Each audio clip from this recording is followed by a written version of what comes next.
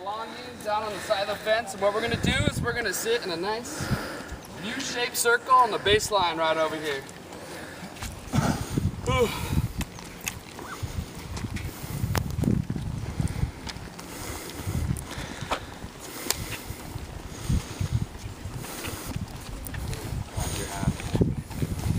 Alrighty. Yeah, nice.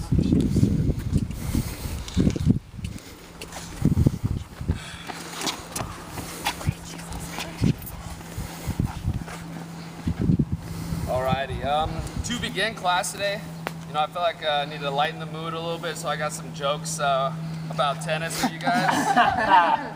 So, first one, why should you never fall in love with a tennis player? Why? To them, love means nothing. Wow! How many tennis players does it take to screw in a light bulb? What do you mean the bulb was out? The bulb wasn't out, the bulb was in. Where do ghosts play tennis? Where do you? Ghosts play tennis. On a tennis corpse. Wow! Why are fish never good tennis players? Because they don't like getting close to the net. So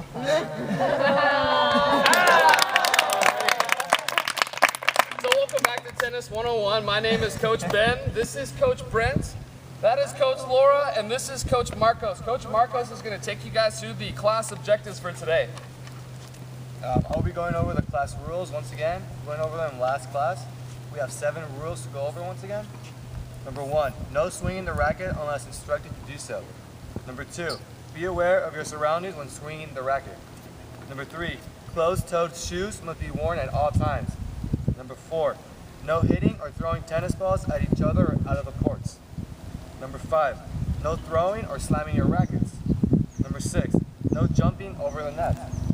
And number 7, Ben will be blowing his whistle once or twice to grab everybody's attention. When Ben blows the whistle once, we all stop what we're doing and listen to the coaches. When Ben blows the whistle twice, we stop what we're doing, put all the balls away or back into the baskets, and gather up back into this formation right now. So does anybody have any concerns or questions about the rules? No? Great. Now from here, Brent will take over the class objectives. Now the class objectives for today. We are going to review and master the pre-swing process, to review and improve on our forehand swing, to practice and improve accuracy of the forehand, to introduce the basic elements of the backhand. We are also going to try to encourage others, obey the rules, and stay positive. We're going to respect and stay attentive to the coaches and while instructions and explanations are given. Does anybody have any questions about what we're going to be going over today? Alrighty, so we've got a couple tennis rules that we're going to implement over these next couple of days that we're going to teach. So when we're playing, you got to have some rules. So the first rule we're going to have is to not let the ball bounce more than one time on your side. So if the ball bounces more than once, your opponent's going to get the point. Our second rule is that when we hit the ball must go over the net. If you hit the ball and the ball bounces and goes over the net, your opponent will get the point. And our third rule today is that when we hit the ball must land within the baseline and the single lines. So I know that you guys don't know the lines yet, but we're going to introduce them today. So our first line, which one you guys are sitting by, is what we call the baseline. Our next line is what Laura's standing on over here. This is our doubles line. Now, Fuchs is going to show us our singles line. So you can see how the doubles and the singles lines run the entire court. Now, Marcos behind me is showing the service lines. And in between the service lines, we have 2 service boxes. Now, the area that I'm standing in, we're going to call no man's land. Alrighty? So a quick review, we have our baseline, our doubles line, our singles line, our service lines, and our service boxes, as well as no man's land. Does anyone have any questions over our simple tennis rules and the lines of the court surface? Alrighty, so to get a little warm-up going, Marcos is going to take you guys around court number 3. When you guys come around this side, grab your racket And what we're going to do is meet in that same scatter formation that we did on Tuesday, and we're going to go over the pre-swing process again with you guys, alrighty? So go ahead and hop on up. Marcus is going to take you guys around. Let's get a little tempo with it. So Warm on do up. a warm-up lap. Let's go on a jog. Pushing there, we're going to go side to side. Very cool. We switch.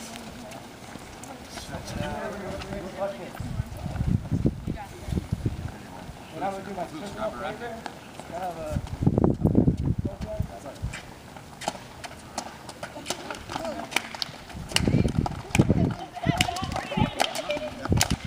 Now pick up your racket. Got it back up.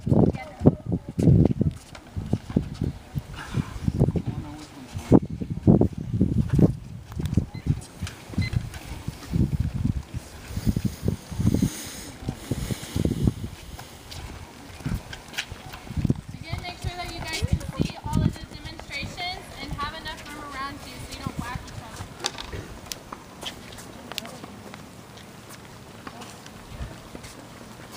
Okay. Now that we're all set and warm, we're going to go over our forehand process.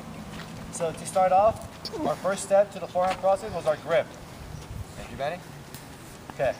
As you can see, we all want our grip to be towards the butt of the racket, which is the distal end of it. So let's place our racket right in front of us with the butt facing us. Good. Bend back down, reach for it, have a firm grip towards the butt, and as you can see, it's kind of firm it up so we can shake somebody's hand. From here, we're going to go straight into our stance, which is our ready position. We want to make sure to be in the most athletic position as possible. So you want to have your feet shoulder width apart, knees slightly bent, butt slightly back, your butt, not the rackets. Your trunk forward, trunk slightly forward, and your racket should come up in front of you. And remember to keep your non-dominant hand above your dominant hand.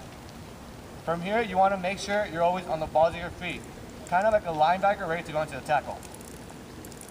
Now that we all got our grip ready and our ready position set, Brent will come in and introduce the footwork to contact process.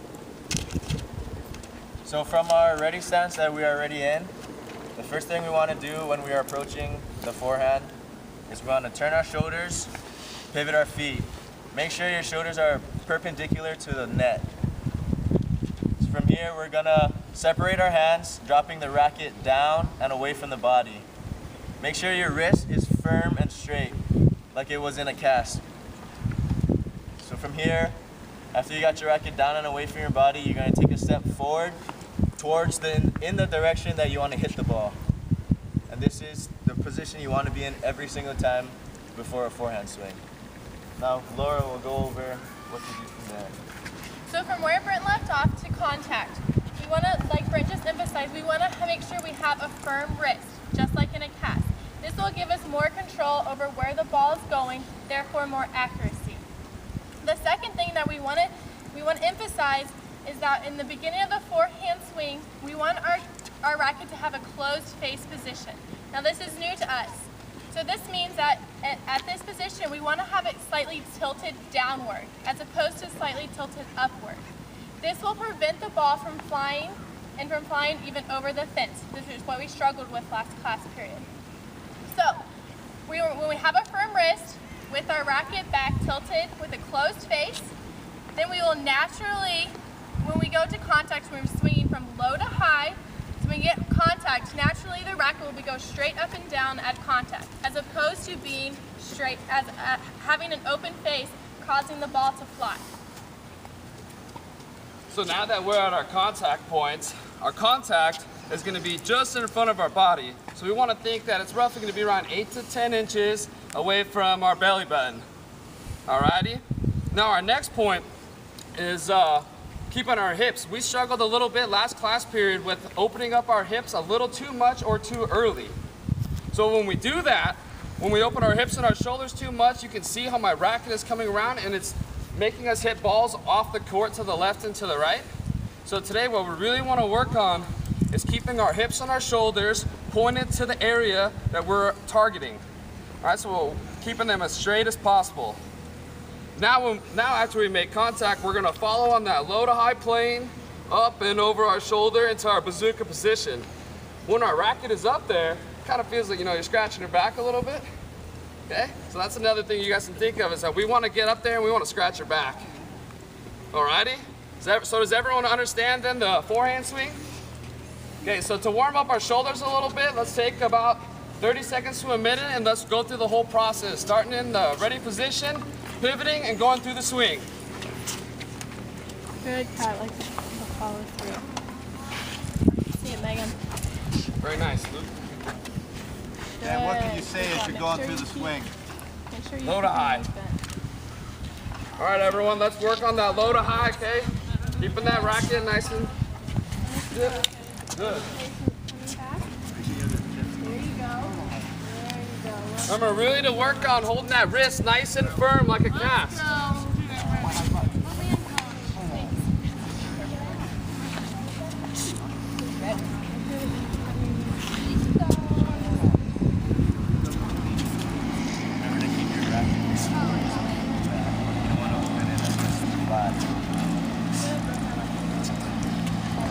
Very nice. Really work. What am I doing? Perfect. Perfect. Show it to me, Emily. Yeah. Put me in too. You love it already.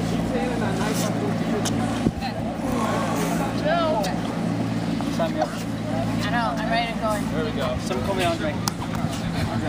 They call me Andre. You want to go low to high, you're turning here and you're going down. Space. I like it. Remember to scratch your backs, everyone, to get that nice low. back scratch. Low, high, low, high. Slow. So you're going to do follow through today, right? Absolutely. Good job. Low to high. I'm ready. Go on this one. I did it again. Alrighty, how does everyone feel now? Nice and loose? Feel a little bit better about the swing? Yeah. Alrighty, now we're going to transition into another drill. Brent's going to take over from here. Right now we are going to go do the fence drill that we did last class. But remember, the main point of this drill is not to hit the ball as hard as you can into the fence. This drill is mainly to work on your form and your accuracy of where you're hitting the ball. So I want you guys, whenever you guys are hitting the ball, I want you to pick a spot on the fence and just try to hit that spot every single time you hit the ball.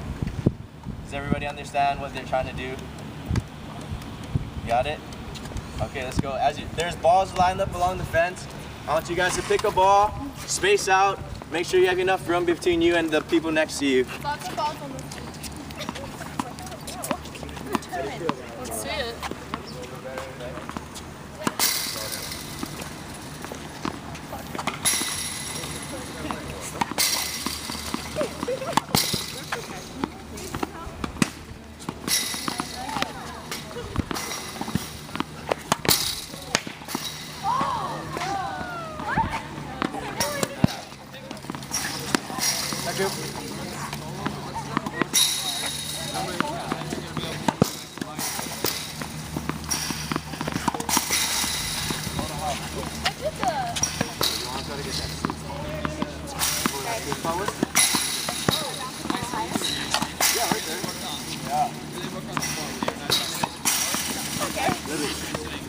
Nice, Alexis. No? That's much better.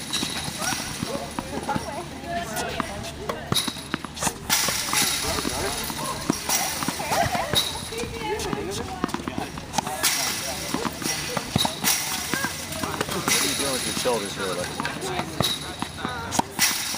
See it, Anna. Got this. What do you want to do?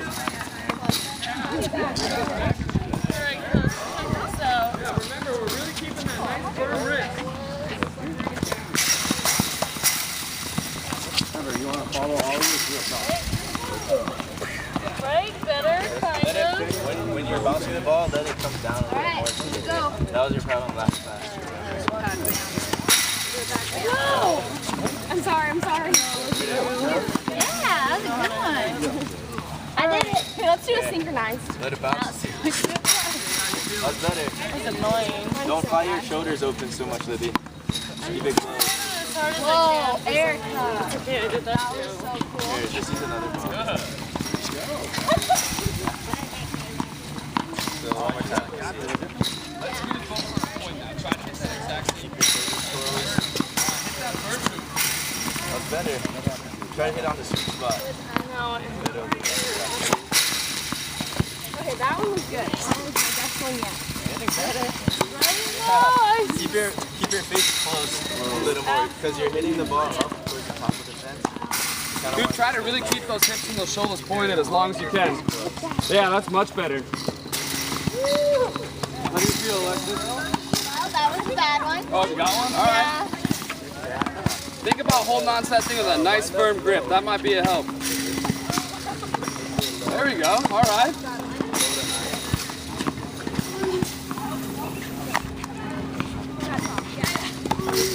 Good.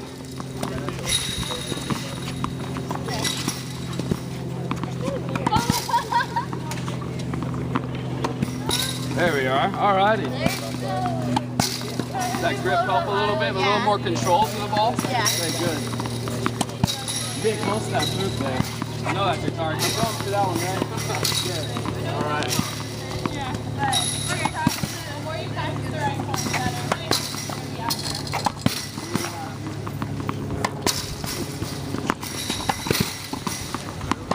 Now that you're getting really good, I want you to really take a point on that target and focus on hitting that every single time.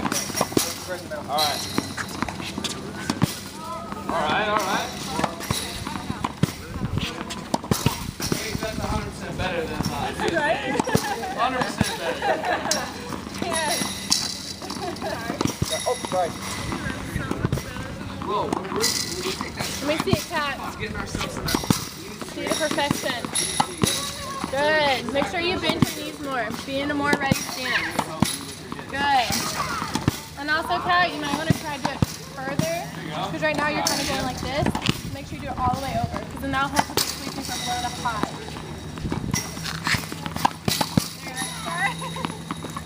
Here you go. Here, make it up. All right.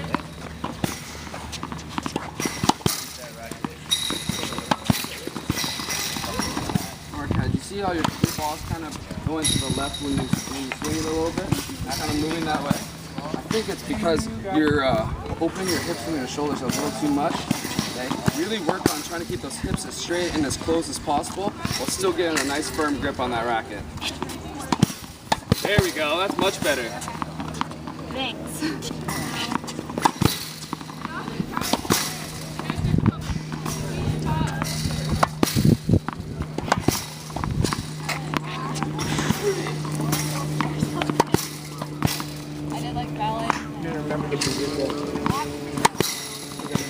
That's good low to high right there. Did you pick a spot out on the fence? I've been switching between Hold the balls! Alright, what we're gonna do is everyone's just gonna place the balls back where you guys found them, right along the fence. Then we're gonna meet over right next to the baseline, like in that U position at the beginning of class.